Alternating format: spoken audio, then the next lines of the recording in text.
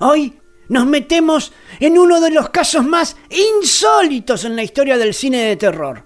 Una misma película rodada 2 veces por 2 directores distintos, con el mismo protagonista, pero resultados opuestos. 2 visiones, 2 estilos, 2 exorcismos y 2 formas de entender el mal.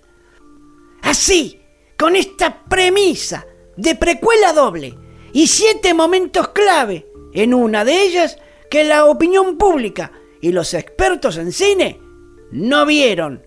¡Ponele! Arranca el duelo de hoy.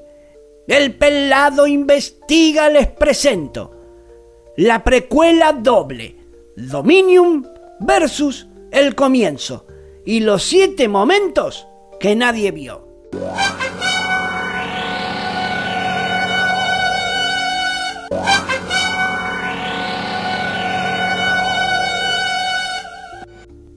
En El Comienzo del año 2004, la historia fue prácticamente reescrita. El guión se adaptó para potenciar el terror visual, sangre, cuerpos contorsionados, hienas devorando víctimas, crucifijos que giran al revés y una escena de una nativa dando a luz a un bebé cubierto de gusano, mago. El padre Merrin es interpretado por el mismo actor en las 2 precuelas.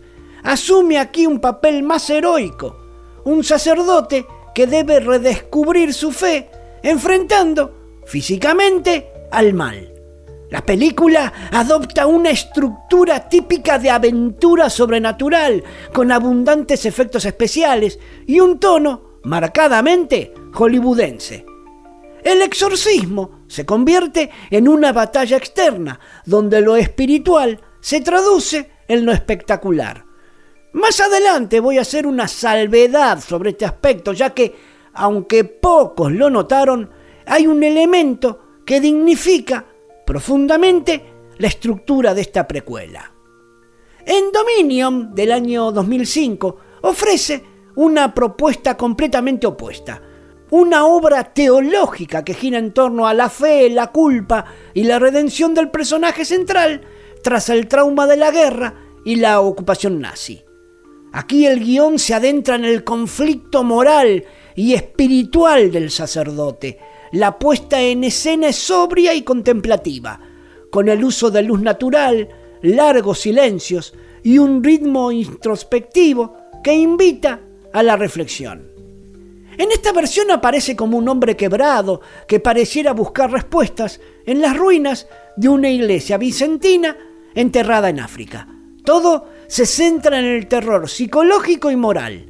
El exorcismo no es una batalla física, sino una lucha interior entre la fe y la desesperación. Sobre este punto también me voy a detener más adelante, ya que define la esencia filosófica y espiritual de esta versión. ¡Vamos, mago!, con la comparativa de escenas. La primera, Merrin y los nazis. En El Comienzo, la secuencia se fragmenta en una serie de flashbacks que rompen la continuidad del recuerdo.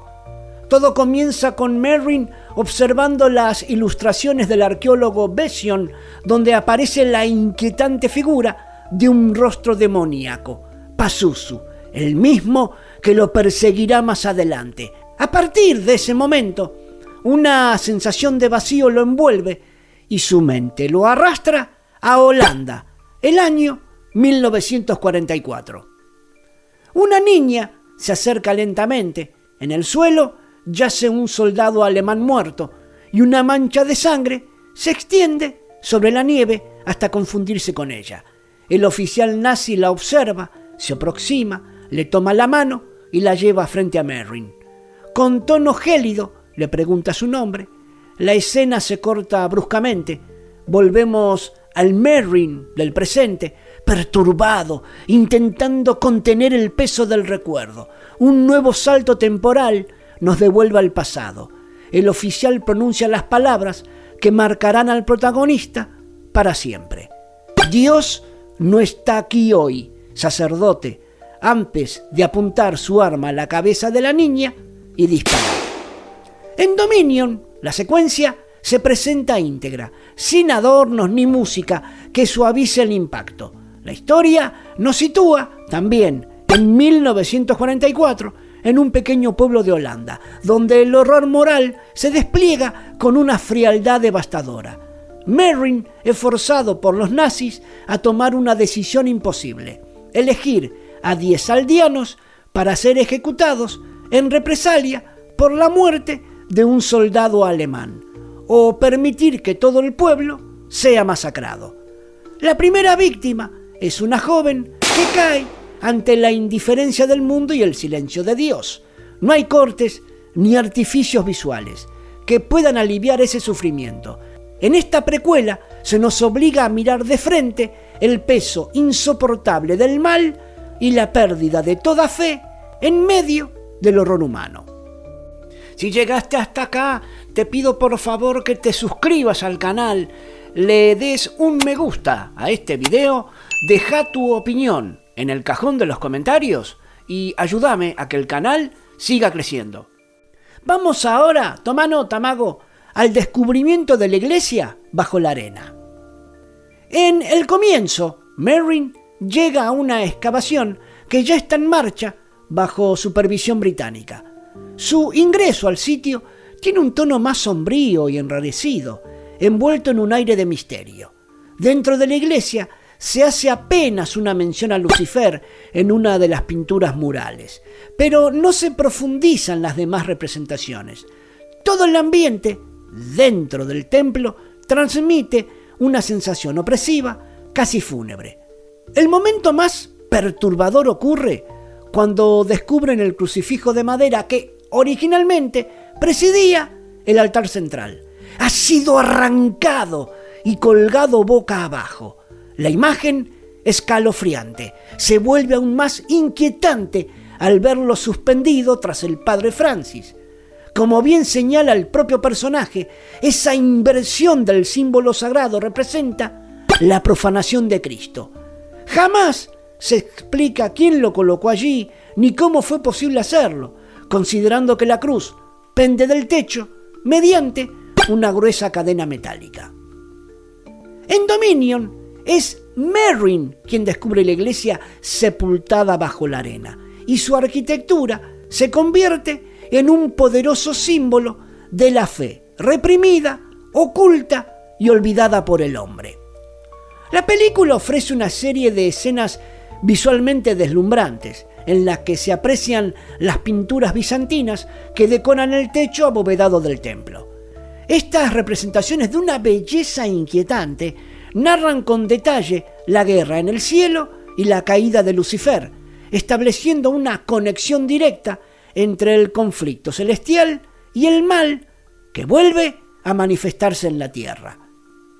En esta precuela se elimina el gran crucifijo que originalmente dominaba el centro del altar. En su lugar se observa uno más pequeño, de estilo bizantino, adornado con incrustaciones de piedras preciosas. El cambio no es menor. El nuevo crucifijo parece reflejar una fe más ornamental que espiritual, una reliquia hermosa, pero carente del poder sagrado que representaba la cruz anterior. Toma nota de esto, mago: infectación y posesión. En el comienzo, el eje de la posesión recae en la doctora Sara, personaje que encarna la dualidad entre la tentación y la corrupción que representa Pazuzu. A medida que se desarrolla una relación de tensión y seducción entre ella y Merrin, la trama nos lleva inicialmente a sospechar del pequeño Joseph, quien comienza a manifestar los signos clásicos de una posible infectación demoníaca. El niño sufre convulsiones violentas en su cama, los objetos a su alrededor se mueven y su padre, aterrorizado, decide entregarlo al chamán de la tribu nativa para que realice un ritual de purificación. El intento de liberación produce el efecto contrario. Los chamanes colocan sanguijuelas sobre el pecho del niño, quien entra en un estado de shock. Sara interviene para protegerlo, pero es sujetada por uno de los nativos. De pronto, los ojos del niño se tornan completamente blancos. El entorno se sacude con una fuerza sobrenatural. Las ventanas estallan. Cuando los nativos intentan contenerlo, el niño los domina con una fuerza imposible. Les dobla los dedos hacia atrás, fracturándoles los brazos y las piernas. Esta escena intensa y brutal marca el punto en que la película deja de insinuar lo demoníaco para mostrarlo abiertamente, revelando que el mal ya ha tomado forma entre ellos y llevando al espectador a desconfiar cuál de los dos es el poseso, Joseph o Sarah. En Dominion, el poseído es Cheche, un joven lisiado cuya transformación encarna el sufrimiento inocente y la corrupción de lo puro. Tras ser sometido a una operación para corregir la malformación de una de sus piernas, el muchacho comienza a experimentar una recuperación asombrosa. Su brazo derecho, antes inútil y deformado, sana milagrosamente hasta recuperar por completo su forma. La doctora Rachel y el padre Francis observan con asombro lo que parece un milagro, incapaces de explicar racionalmente lo que ocurre. Movida por la emoción, Rachel va en busca de Merrin, dejando al joven sacerdote a solas con Cheche. Francis, compadecido por el dolor del muchacho, se acerca a rezar por él y apoya el crucifijo de su rosario sobre su frente. En ese instante, anotá, mago, el joven abre los ojos, emite un grito gutural estremecedor y con una fuerza sobrehumana lanza al sacerdote contra la cama que se encuentra detrás. Cuando el sacerdote logra incorporarse, ve al muchacho mirándolo fijamente con los ojos encendidos en rojo. Y una voz profunda, ajena a la suya, le advierte con furia: «No vuelvas a tocarme con eso, sacerdote». Aterrorizado, Francis se cubre el rostro. Al bajar las manos, Cheche vuelve a estar recostado, aparentemente dormido. Esta escena marca el momento en que la presencia de Pazuzu se revela con claridad, anticipando la confrontación definitiva entre el demonio y el exorcista y consolidando el tono espiritual y filosófico que distingue a Dominion de su contraparte. El desarrollo del exorcismo lo voy a abordar más adelante cuando analicemos en detalle esta precuela. Tomá nota de esto, mago, que es importante, ¿eh? El padre Francis. En el comienzo, el padre Francis se presenta como un personaje enigmático, portador de secretos que el Vaticano prefiere mantener ocultos. Cuando Merrin profana 3 tumbas en el cementerio y descubre que todas están vacías, lo confronta en busca de respuestas. Francis le revela entonces una antigua historia. Hace más de 1500 años, un ejército liderado por 2 sacerdotes intentó erradicar un mal ancestral que habitaba en esas tierras. Aquel poder oscuro los consumió, provocando una masacre en la que los soldados se enfrentaron entre sí hasta aniquilarse. Iba a decir otra palabra, mago. Solo un sacerdote sobrevivió y al presentarse ante el emperador Justiniano le ordenó construir una iglesia sobre el lugar de la tragedia y enterrarla para sellar definitivamente el mal. Siglos después, cuando los británicos descubren la iglesia bizantina sepultada, el Vaticano envía al padre Francis para comprobar si la leyenda era cierta, que tras la guerra en el cielo, ese sería el sitio donde cayó Lucifer. En esta versión, Francis es un hombre que carga el peso de una verdad incómoda, obligado a guardar silencio sobre una conspiración espiritual que podría alterar los cimientos de la fe y del mundo conocido. En esta precuela, su muerte ocurre cuando Merrin intenta poner a salvo al pequeño Joseph, llevándolo hacia Nairobi para evitar que los Turkana lo asesinen. Sin embargo, una violenta tormenta de arena se desata, bloqueando toda posibilidad de huida. Ante la desesperación, el padre Francis decide refugiarse en la iglesia, convencido de que los nativos no se atreverán a entrar, ya que la consideran un lugar maldito. Sus últimos momentos con vida lo muestran al pie del altar, con el niño tendido sobre la arena, intentando realizar un exorcismo, mientras el caos ruge afuera. Poco después, Merrin lo encuentra muerto. Su cuerpo cuelga de una soga y su corazón ha sido arrancado del pecho. Una muerte brutal que deja en evidencia el poder devastador del mal que ha despertado. En Dominion, en cambio, el padre Francis es retratado con un enfoque mucho más humano y compasivo. Su fe es profunda, su oración constante y su relación con Mary se construye sobre un diálogo teológico de gran densidad emocional. En sus conversaciones con el exorcista, Francis representa la voz de la misericordia y del perdón divino. A través de él se expresa una especie de catequesis sobre el amor de Dios hacia quienes se han alejado de la fe. Un recordatorio de que siempre existe la posibilidad de regresar a sus brazos, bastando solo con rendirse humildemente a través de la oración. Su muerte sobreviene a consecuencia de las graves heridas provocadas por las flechas que le habían disparado los nativos. Toma nota de esta también, mago, que es interesante. La muerte del mayor Grenville. En el comienzo hay una secuencia perturbadora en la que el mayor Grenville, mientras prepara una mariposa para sumarla a su colección, comienza a mostrarse inquieto y perturbado.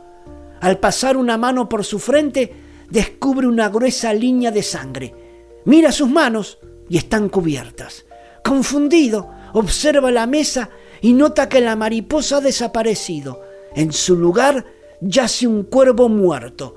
Sobrecogido por el horror, presencia cómo las mariposas de su colección comienzan a agitar frenéticamente las alas dentro de sus vitrinas. En un gesto desesperado, toma su revólver y se lo apoya en la sien. Entonces, una mariposa viva sale de su boca y, a volver a introducirse, aprieta el gatillo y se suicida. En Dominion, la escena se presenta de un modo mucho más sobrio y humano. El mayor Grenville se encuentra en las afueras de la excavación de la iglesia bizantina, conversando con el sargento mayor. Durante el diálogo, le pide que transmita un mensaje a Merrin, expresándole que comprende todo lo que ha sufrido en los últimos años. Sin previo aviso, saca su revólver, se lo lleva a la boca y se dispara, poniendo fin a su vida de manera abrupta y silenciosa. Si llegaste hasta acá, te pido por favor que te suscribas al canal, le des un me gusta a este video, deja tu opinión en el cajón de los comentarios y ayúdame a que el canal siga creciendo. Toma nota también de esto, mago, que después me olvido yo. Las doctoras en las precuelas. En el comienzo, la doctora Sarah le confiesa a Merrin que fue prisionera en un campo de concentración nazi, donde las mutilaciones sufridas le arrebataron para siempre la posibilidad de concebir o menstruar. Una noche, después de ducharse, la luz se corta y el hospital queda sumido en penumbras. Sarah avanza por uno de los pasillos y tras de ella comienza a formarse un rastro de manchas de sangre que brotan sin explicación.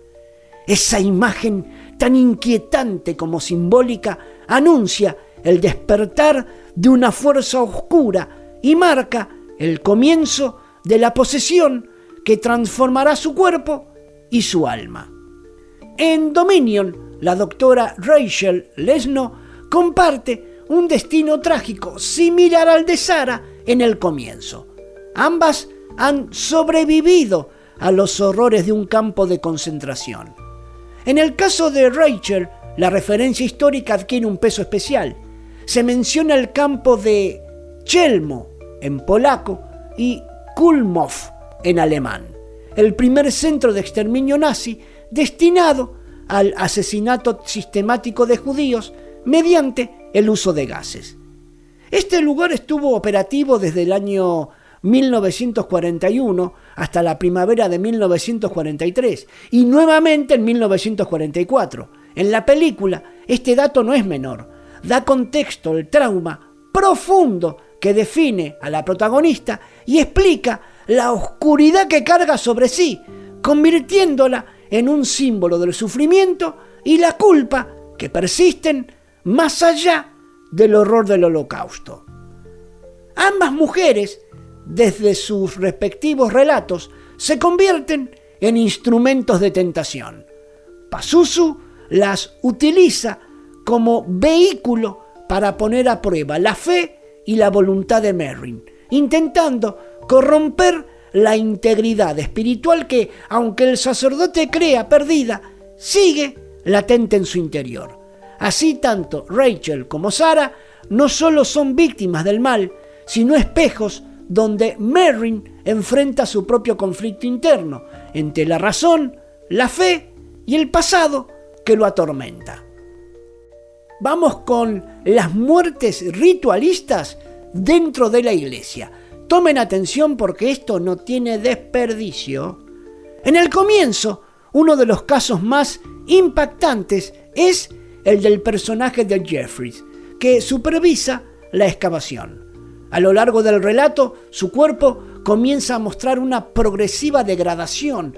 Su rostro adquiere un aspecto macabro, como si la corrupción interior, moral y espiritual empezara a manifestarse físicamente. Desde el momento en que conoce a la doctora Sarah, se obsesiona con ella, acosándola e intentando seducirla de manera constante, aunque siempre es rechazado con firmeza y sutileza. Su final es tan brutal como simbólico. Es hallado sin vida, desollado y colgado sobre el altar de la iglesia, suspendido por los brazos, mientras su cuerpo, ya reducido a un despojo humano, es devorado por cuervos que picotean los restos. La escena de un horror ritualista y casi sacrificial parece representar la consecuencia inevitable de la corrupción y la lujuria ante la presencia del mal que domina el lugar. En Dominion, en cambio, se presentan dos secuencias cargadas de simbolismo religioso que aluden directamente a los modos en que fueron martirizados distintos santos del cristianismo. En la primera, dos soldados británicos asignados a custodiar la iglesia bizantina recién descubierta ingresan en su interior y observan que el altar mayor, junto a una imponente cruz, está ornamentado con piedras preciosas. Movidos por la codicia, deciden sustraer algunas de esas joyas para venderlas y repartirse el botín. Al día siguiente, ambos aparecen brutalmente asesinados.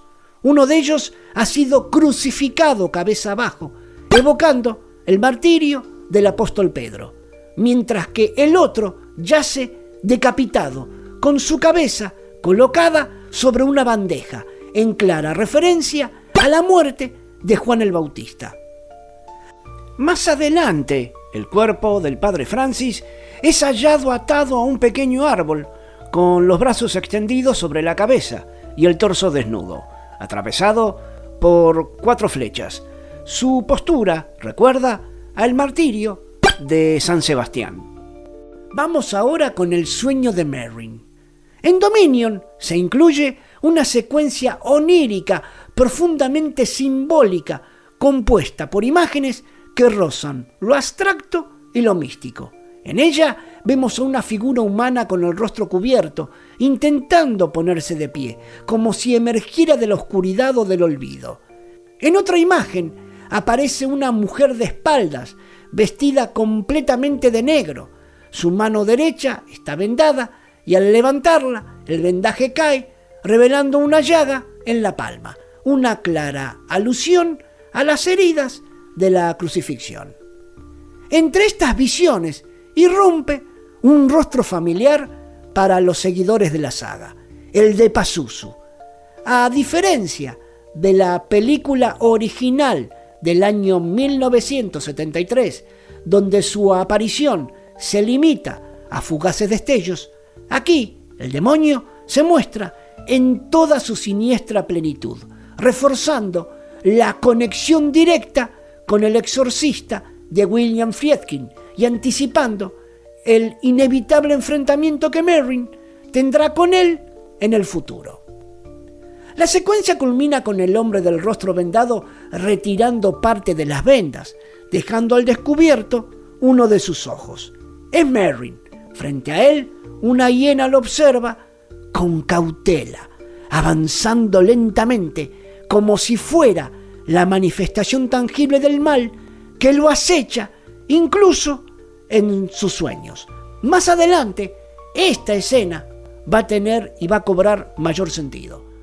Ahora, mago, vamos con la revelación de Merrin.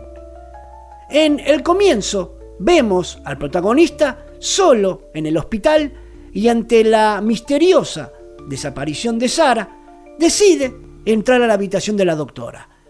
Lo que encuentra es una visión del horror absoluto.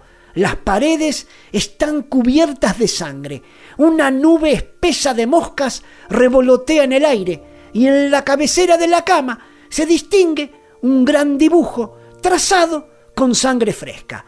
En el centro de esa figura demoníaca se distingue la efigie de madera con el rostro de Pazuzu, recorrido por gusanos. Merrin lo observa con espanto, intentando comprender la magnitud del mal que lo rodea. Mientras recorre la habitación devastada, nota en el suelo las cartas del tarot esparcidas y un retrato de Sarah vestida de novia, acompañada por un hombre. Queda paralizado.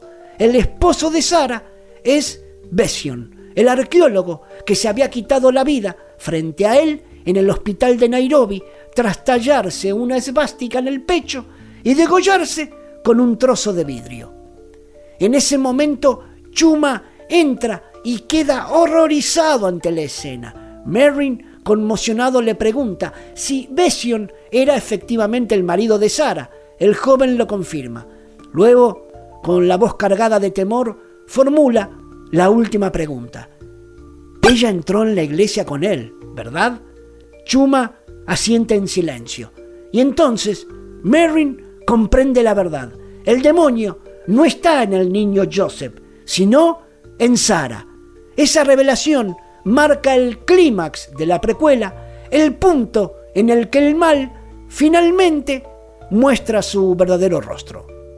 Ahora vamos a ver también en las dos precuelas, estas dos, la batalla entre los Turkanas y los soldados británicos. En el comienzo, todo conduce a lo inevitable. La historia retoma el relato del padre Francis, quien había advertido a Merrin sobre aquel poder oscuro que, siglos atrás, había consumido a un ejército entero, llevándolo a enfrentarse entre sí hasta la total aniquilación. Esa misma maldición se repite ahora. Los dos bandos, cegados por la ira y el miedo, se lanzan a una batalla salvaje, destruyéndose mutuamente. Las escenas son de una violencia brutal y explícita, donde el caos se convierte en una representación visual del mal apoderándose de las almas humanas para empujarlas a la autodestrucción. En Dominion, en cambio, el enfoque es completamente distinto. Sebituana, el líder de la tribu, mantiene un tenso diálogo con el sargento mayor británico. No busca la guerra, sino una solución. Exige que la iglesia sea nuevamente sepultada y que le entreguen al padre Francis, a quien culpa de haber traído al pueblo la maldad del hombre blanco y del cristianismo, junto con Cheche, considerado el portador de ese mal.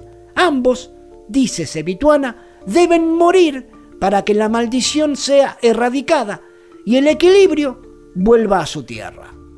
Bueno, mago, ahora sentate relájate porque vienen los 7 momentos claves del comienzo que el público no vio y los críticos ni siquiera lo tuvieron en cuenta. Vamos ahora primero con la conversión de Merrin.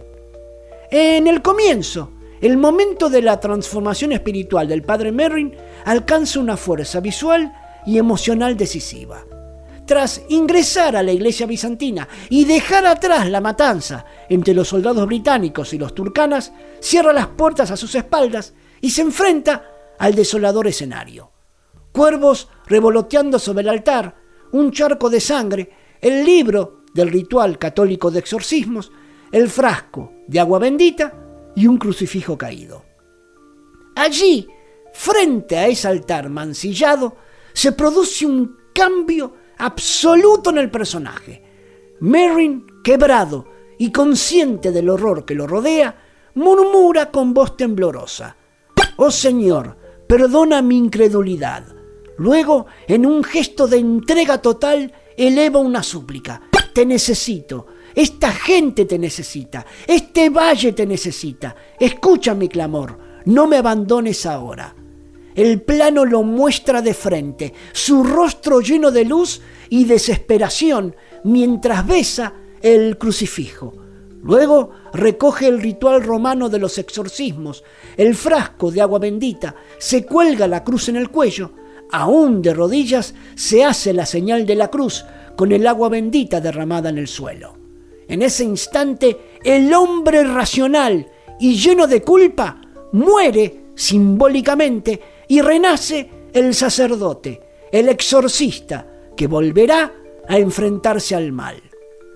Esta escena marca una conversión auténtica y poderosa, superando incluso a la representación contenida de Dominion.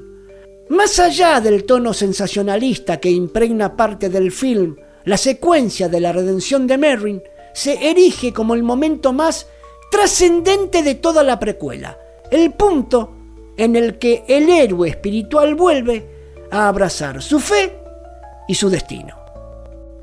Vamos ahora con el segundo momento de 7 del comienzo, la revelación de Pazuzu.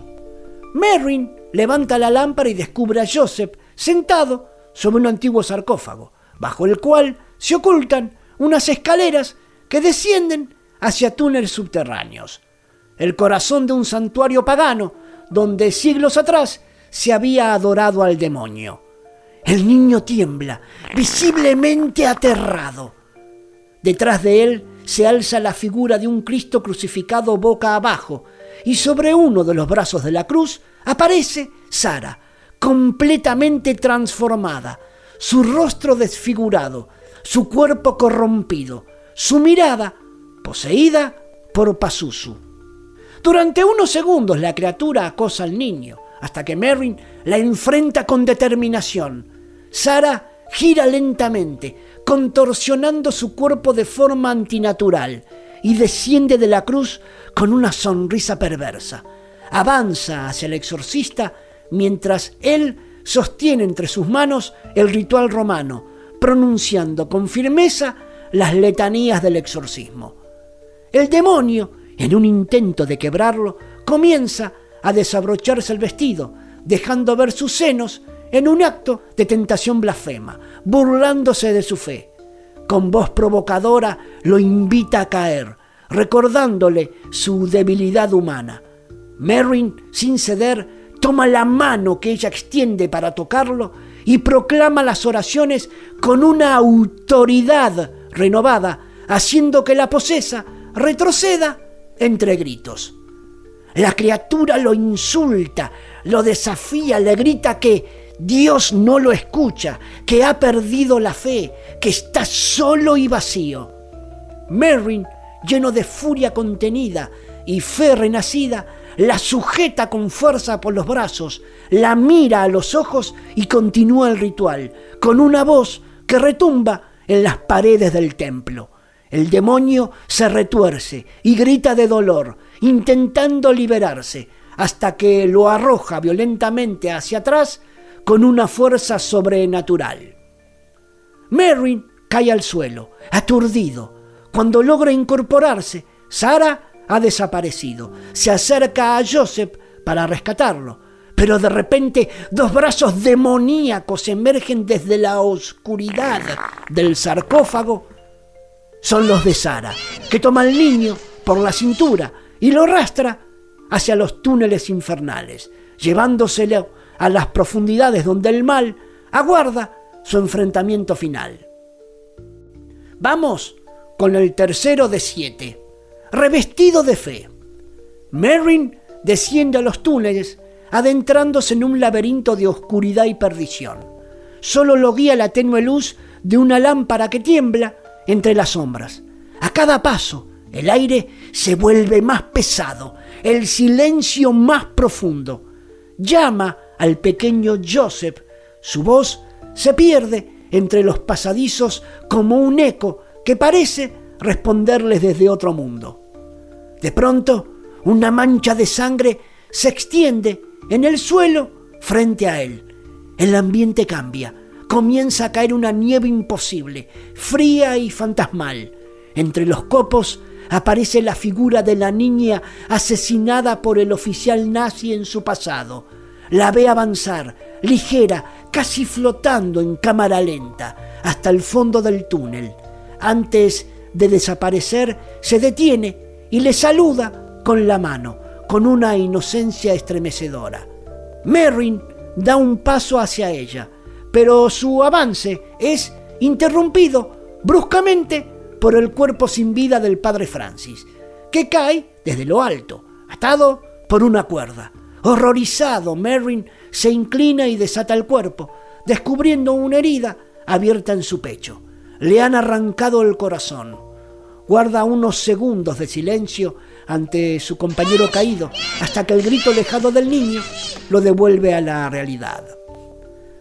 Con determinación, y esto tienen que observarlo porque es importante, toma la estola del sacerdote fallecido, la besa con devoción en el punto donde la cruz bordada marca el centro del cuello y se la coloca con solemnidad. Este gesto no es solo simbólico. La estola representa la autoridad sagrada del sacerdote, el poder que le ha sido conferido para actuar en nombre de Dios y de la Iglesia.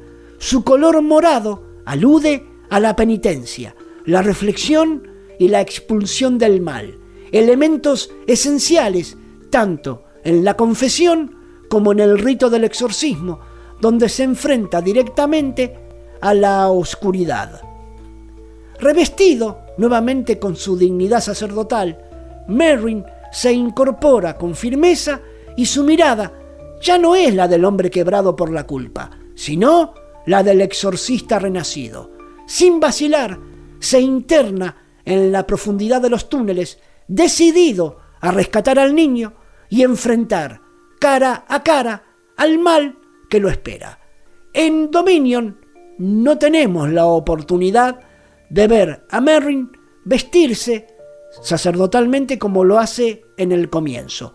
Por eso les dije que es muy importante que tomaran atención en esta secuencia. Ahora, mago, vamos con la cuarta de 7, la oración del túnel. En el comienzo, la escena que describo a continuación, y puedo afirmarlo con total convicción, es la mejor de toda la película, aunque haya sido injustamente subestimada tanto por la crítica como por buena parte del público. Cuando Merrin sale en busca del pequeño Joseph y se interna en un estrecho túnel subterráneo, el espacio se vuelve una metáfora visual de su propio descenso interior. No hay lugar para erguirse, solo para avanzar arrastrándose en una posición de total vulnerabilidad. Allí, en ese confinamiento opresivo, como pueden ver en las imágenes, sin más luz que la que emana de una lámpara que simboliza su fe, Merrin continúa avanzando, pero no en silencio. Reza. Muchos críticos no comprendieron el significado profundo de esta secuencia. No se trata simplemente de un recurso de tensión o de claustrofobia, sino de una representación espiritual. El exorcista no enfrenta a Pazuzu con su fuerza humana, sino con la invocación y protección constante de Dios, buscando en la oración el sostén para no quebrarse ante el mal. Este instante de aparente quietud es en realidad un momento de plena acción espiritual. Merrin no combate con armas ni con conjuros, sino con la herramienta más poderosa del ministerio sacerdotal, la oración perseverante. Es un pasaje sublime que muestra cómo la verdadera batalla del sacerdote no se libra afuera, sino dentro de sí mismo, entre la fe que lo sostiene y el terror que intenta consumirlo. Es una escena brillante, profundamente teológica, donde el horror deja paso a lo sagrado, el hombre reducido a su mínima expresión física, pero elevado en espíritu por la fuerza de la fe. Si llegaste hasta acá, te pido por favor que te suscribas al canal, le des un me gusta a este video, deja tu opinión en el cajón de los comentarios y ayúdame a que el canal siga creciendo. Ahora, mago, vamos con la quinta de 7, el acoso de Pazuzu. En el comienzo, la escena dentro del túnel, Sarah se le aparece de improviso y enfrenta a Merrin con furia demoníaca. Sus uñas le rasgan el rostro, mientras su voz alterna entre gemidos y blasfemias. El exorcista, sin perder la calma, le arroja varias veces agua bendita al rostro, haciendo que la posesa retroceda gritando, aunque en su retirada lo arrastra consigo hasta hacerlo caer al final del túnel. Ya en el suelo de la cueva, Sarah se abalanza sobre él, lo inmoviliza, lo provoca con insultos y lo atormenta con su pasado. Lo llama asesino, recordándole el momento en que, durante la ocupación nazi, fue forzado a señalar a los habitantes del pueblo para su ejecución. Merrin permanece inmóvil, con la mirada fija, resistiendo el ataque, no con fuerza, sino con serenidad espiritual. El demonio, dominando por completo la voz de Sarah, le grita: «Dios no está aquí hoy, sacerdote». Y Merrin, con calma inquebrantable, responde: «Ah, sí, sí está».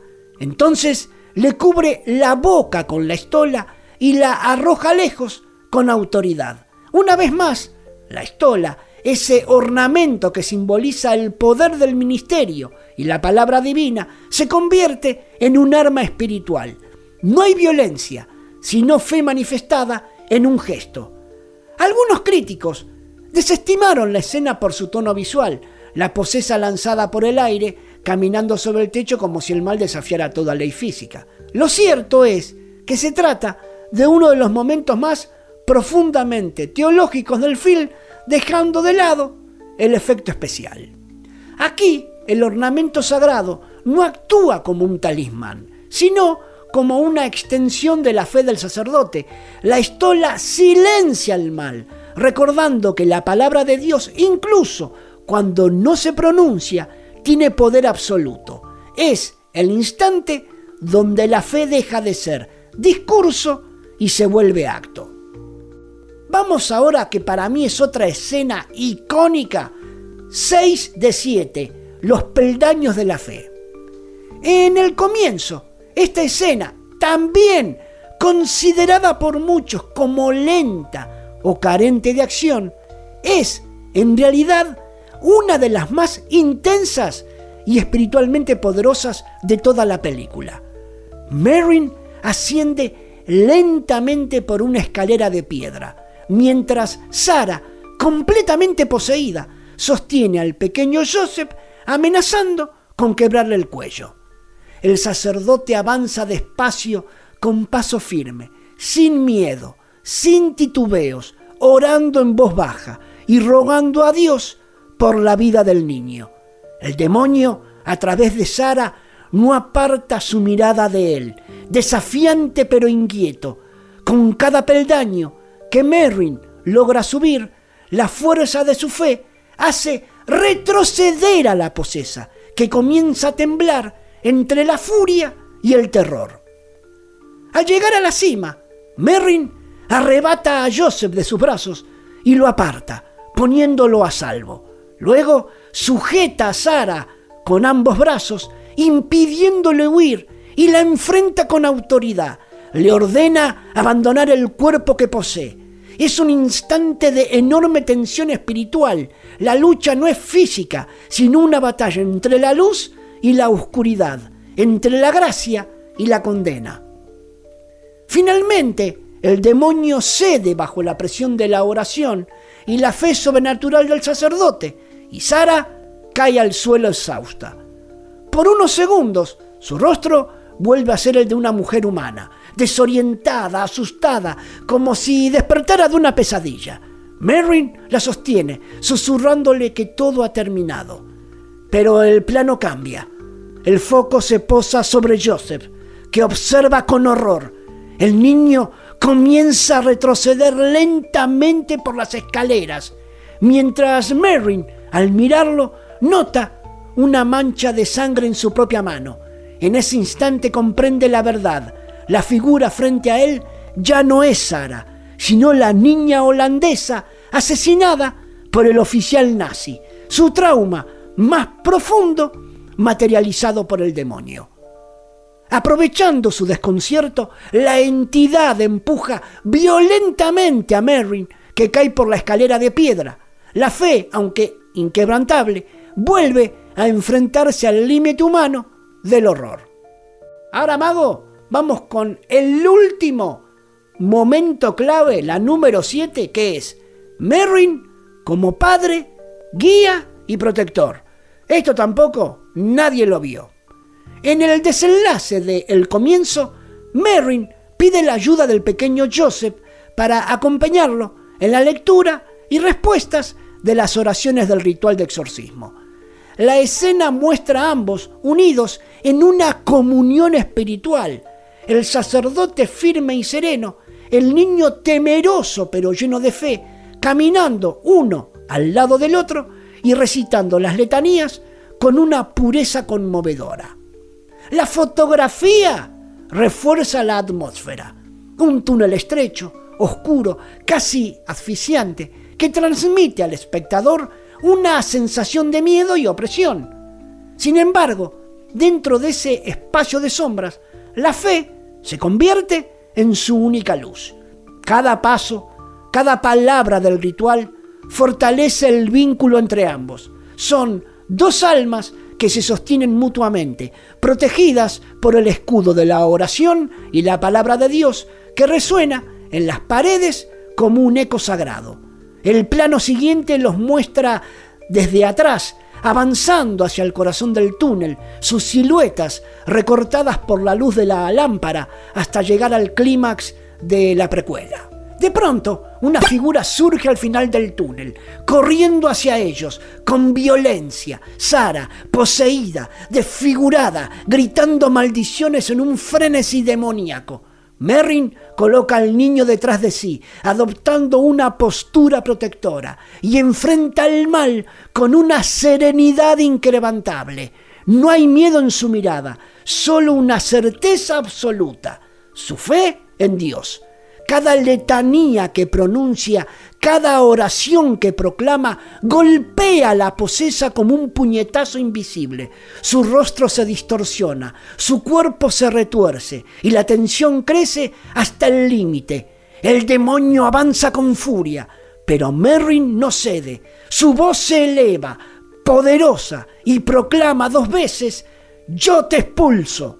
En ese instante, Sarah parece chocar contra un muro invisible, lanzada violentamente hacia atrás por una fuerza sobrenatural. Su cuerpo cae destrozado frente al sacerdote y el niño. La posesión ha terminado. Merrin se acerca lentamente. Sarah, ya consciente y liberada, toma la cruz entre sus manos, la aprieta con fuerza y, mirando al exorcista, le agradece con un suspiro débil. Una gran cantidad de sangre surge por detrás de su cabeza. Suplica a Merrin que la ayude, pero es inútil. La batalla dejó secuelas en el cuerpo irrecuperables. En segundo, fallece. La escena final muestra a Merrin y Joseph saliendo de la cueva, emergiendo desde el suelo de arena del desierto hacia la luz.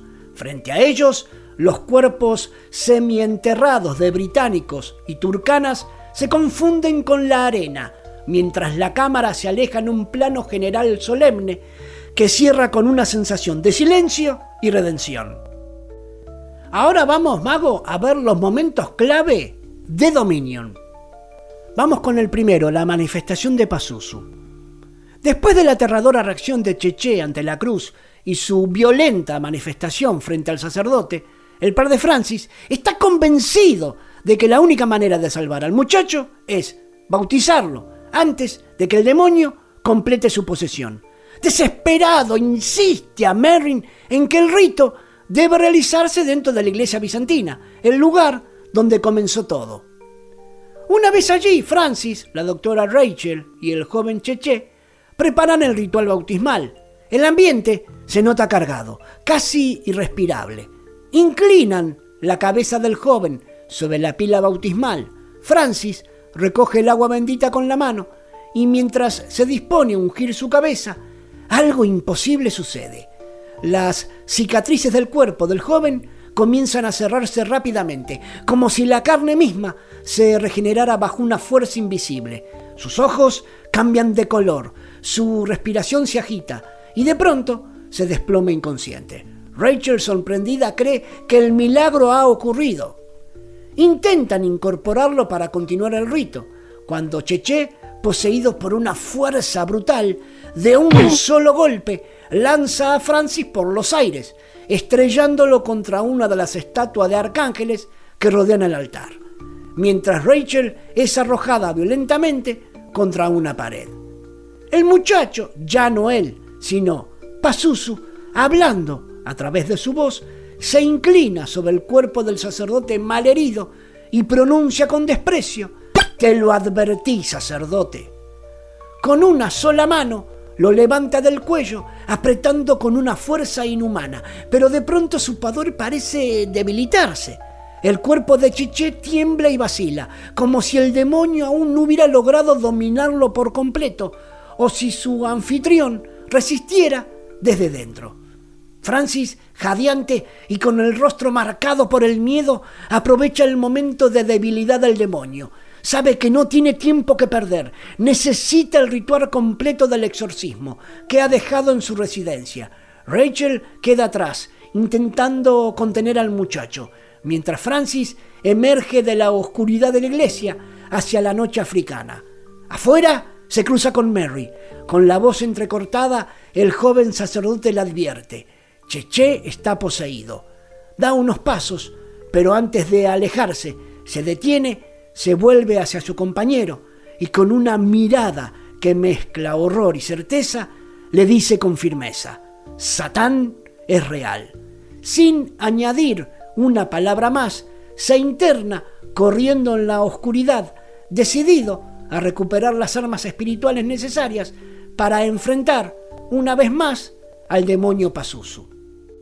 Vamos con la segunda, mago, la súplica del padre Francis. En Dominion, el retorno de Merrin al camino de la fe comienza en un momento profundamente humano: el lecho de muerte del padre Francis. Herido de gravedad por las flechas que atravesaron su cuerpo, el joven sacerdote, con voz quebrada, le ruega a Merrin que realice el exorcismo sobre Cheche. Le advierte que el demonio ha tomado posesión del muchacho y que no hay tiempo que perder. Merrin, aún escéptico y irracional, le responde que debe consultar la situación con el arzobispo antes de proceder. Pero Francis, con las pocas fuerzas que le quedan, lo detiene con una súplica desgarradora. No, debe hacerlo usted ahora. Esa petición, más que una orden, es un acto de fe. Conmovido, Merrin se dirige a la iglesia, desciende al túnel bajo el templo en busca de Rachel.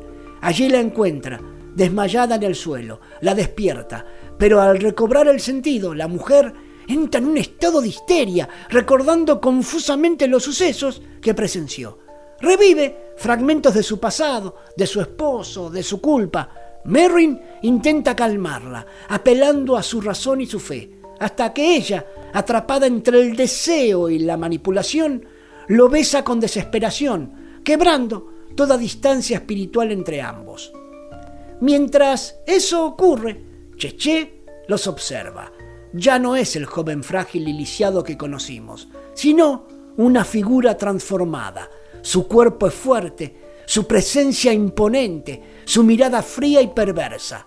En su rostro se insinúa otra entidad, una conciencia ajena. Es Pazuzu manifestándose a través de él. Vamos con la tercera del mejor momento de Dominion, mago. El primer encuentro con Pazuzu. Tras el beso de la doctora Rachel, Merrin presencia una revelación escalofriante. Frente a ellos, como les contaba, se manifestaba Pazuzu, encarnado ahora en el cuerpo transformado de Cheche. La conversación alcanza su punto culminante cuando Pazuzu, con una voz serena y seductora, pronuncia sus últimas palabras antes del enfrentamiento.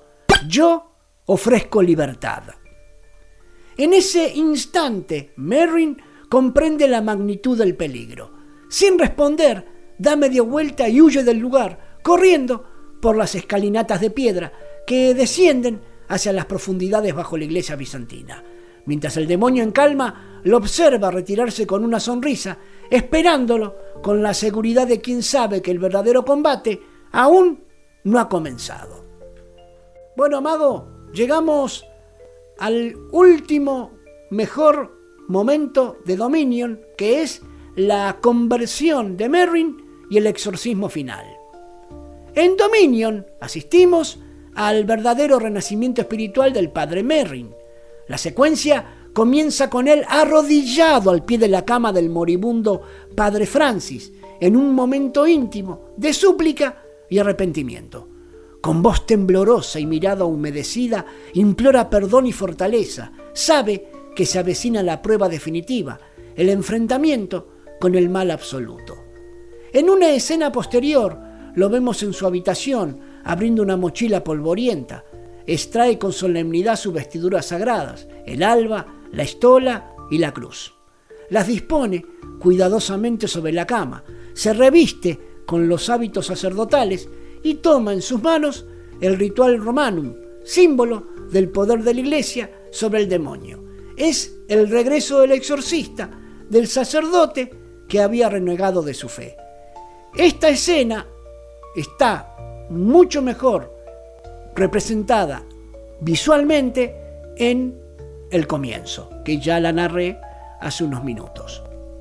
La cámara lo sigue mientras camina en medio de la noche, atravesando el campamento británico. Los soldados, tensos ante el inminente ataque de los Turkana, apenas notan su presencia. Merrin avanza sin temor, rezando en voz baja, preparándose espiritualmente. Entra a la cueva, bajo la iglesia bizantina, ese espacio profano donde el mal habita desde siglos. Un detalle interesante: esparce sal en los 4 puntos del altar, purificando el lugar.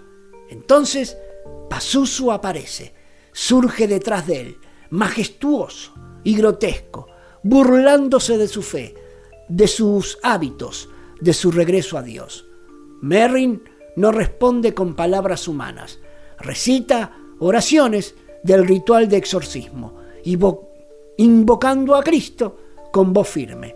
El demonio se ríe, lo desafía, pero cuando el sacerdote lo rocía con agua bendita, el cuerpo de Cheche se retuerce de dolor, rugiendo con furia. Pazuzu mueve su mano con violencia invisible y arroja a Merrin contra la pared rocosa. El sacerdote se levanta tambaleante, pero no cede. Continúa las letanías sin pausa. En paralelo, la película intercala escenas poderosas. Los Turkana preparándose para el combate. Los británicos gritando con euforia. Rachel llorando con un cuchillo en mano. Chuma temblando en su tienda. Emegui rompiendo un retrato de Cristo. Todo el caos exterior refleja la batalla interior entre la fe y la desesperación. Pazuzu ataca con su arma más sutil, la culpa. Con voz tenue le recuerda su pasado, el día en que los nazis lo obligaron a elegir quiénes morirían. Merrin, por un instante, flaquea, se ve transportado nuevamente a 1944, pero esta vez en un acto de redención. Dispara al oficial nazi, cambiando el curso de aquel recuerdo maldito. Sin embargo, también él recibe una bala y cae al suelo. El tiempo se detiene. La secuencia se funde en una visión simbólica y onírica. Imágenes místicas, la figura del hombre vendado que se quita las vendas y revela su rostro. Es Merrin, frente a Cheche, quien le dice con voz ambigua: hiciste lo que pudiste, pero Dios permitió que todos murieran. El diálogo se convierte en una lucha espiritual, culpa contra fe, desesperanza contra redención. De rodillas, Merrin reanuda el exorcismo con renovada determinación. Su voz se impone sobre los gritos del demonio. Pazuzu retrocede, debilitado, abre la boca y de ella brotan langostas, arremetiendo contra el sacerdote, lastimándole el rostro. Pero Merrin no se detiene. La oscuridad que dominaba la cueva se disipa lentamente y un resplandor dorado lo envuelve todo. Cuando la luz se asienta, Pazuzu ha desaparecido. Frente a él yace Cheche, libre, con el rostro sereno y sin cicatrices. Merrin, exhausto, pero en paz, le da la bendición final. Sus vestiduras, su rostro, intactos, y su mirada, firme, nos confirman que el exorcista ha renacido. No solo ha vencido al demonio, sino también a sí mismo. Ambas versiones son el reflejo de una misma búsqueda, la reconstrucción de la fe. Las dos precuelas plantean la caída interior del sacerdote, su levantamiento externo. Juntas completan el círculo espiritual del padre Merrin, de la pérdida a la reafirmación, del silencio al enfrentamiento, de la culpa al acto. Mi calificación para El exorcista al comienzo es un 10 pelado investiga.